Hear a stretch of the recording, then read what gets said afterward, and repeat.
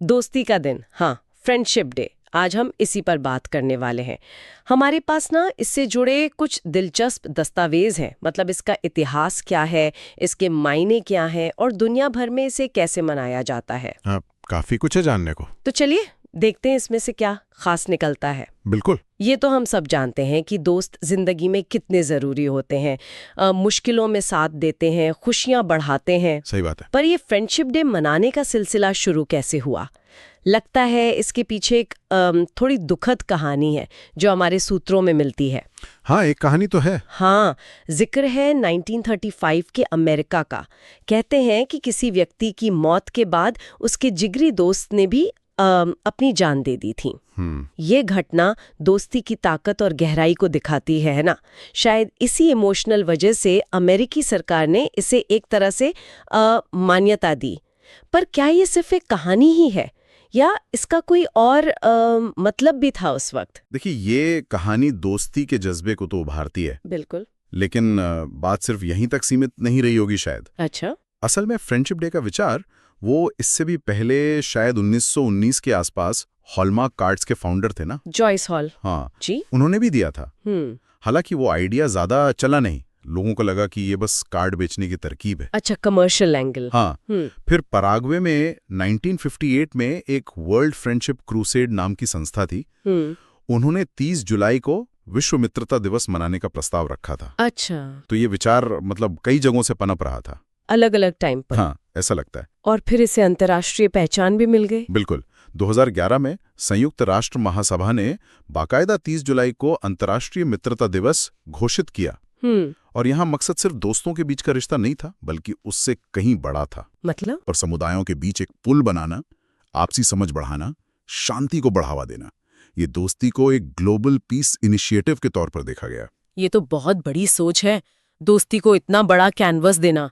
लेकिन क्या ये जो अंतर्राष्ट्रीय घोषणा हुई, इसका वाकई कोई असर दिखता है जमीनी स्तर पर, या ये बस एक सिंबॉलिक चीज है? ये सवाल तो अहम है।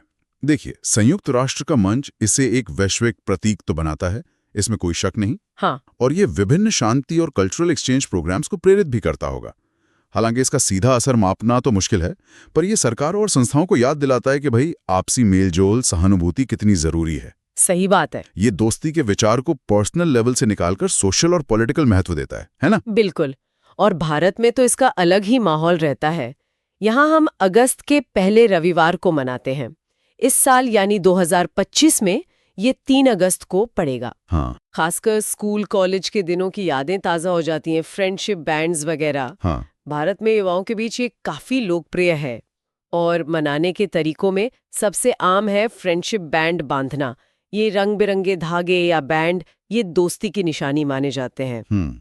और दिलचस्प बात यह है कि हमारे सूत्रों के मुताबिक ये जो बैंड वाला चलन है ना, ये दरअसल लैटिन अमेरिकी देशों से ज्यादा फैला है। अरे वाह, ये कनेक्शन तो मुझे पता नहीं था।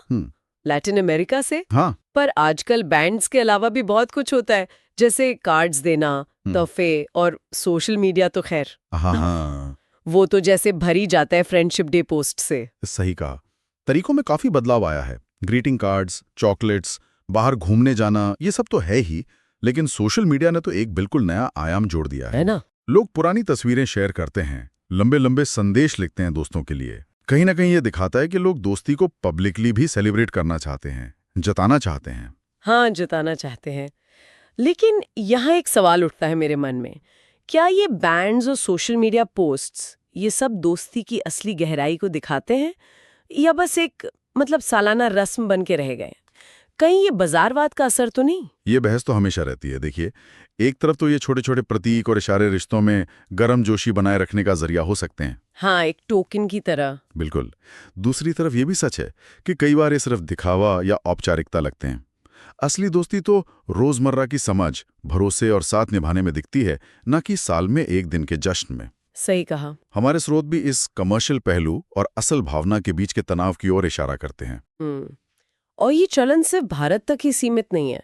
जैसा कि आपने बताया, अमेरिका में शुरुआत हुई और नेपाल, बांग्लादेश, मलेशिया जैसे कई देशों में भी इसे बड़े उत्साह से मनाया जाता है। हाँ, कई जगह। क्या इन जगहों पर मनाने के तरीकों में कोई खास फर्क देखने को मिलता है या मोर और लेस एक जैसा ही है? मोटे तौर पे भावना तो एक जैसी रहती है, दोस्ती का जश्न मनाना। लेकिन हाँ, लोकल कल्चर का असर दिख सकता है। जैसे कहीं शायद तोहफों का ज्यादा चलन होगा, कहीं साथ मिलकर कुछ खास खाने पीने का रिवाज होगा, पर जो मूल विचार है दोस्तों के प्रति आभार जताना, वो लगभग हर जगह समान है।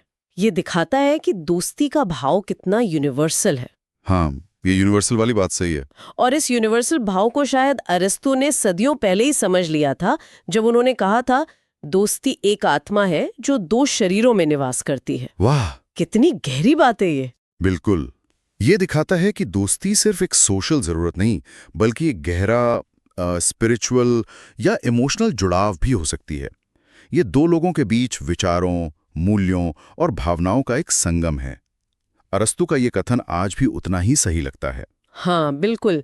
तो आज की इस चर्चा से हमने फ्रेंडशिप डे के कई पहलू देखे।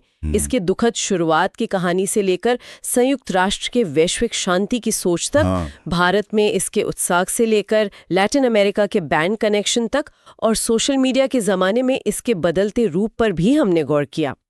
ये सिर्फ एक दिन का जश्न नहीं, बल्कि दोस्ती जैसे अनमोल रिश्ते पर सोचने का एक मौका है। हाँ, ये हमें याद दिलाता है कि सच्ची दोस्ती कितनी कीमती है और इसे सहेजने के लिए, नर्चर करने के लिए लगातार कोशिश करनी पड़ती है। साथ ही ये दिन व्यक्तिगत रिश्तों से ऊपर उठकर आपसी समझ और सद्भाव बढ़ाने का भी संदेश देता है, जैसा कि संयुक्त राष्ट्र का नजरिया है। पहले भी सोचना चाहिए, क्या दोस्ती का ये जो गहरा रिश्ता है, ये सिर्फ इंसानों के बीच ही मुमकिन है? अच्छा सवाल है। या हम प्रकृति से, अपने पालतू जानवरों से, या शायद किसी विचार या कला से भी दोस्ती का वैसा ही गहरा जुड़ाव महसूस कर सकते हैं? इस पर कभी सोचा जा सकता है। सोचा जा सकता है, बिल्कुल।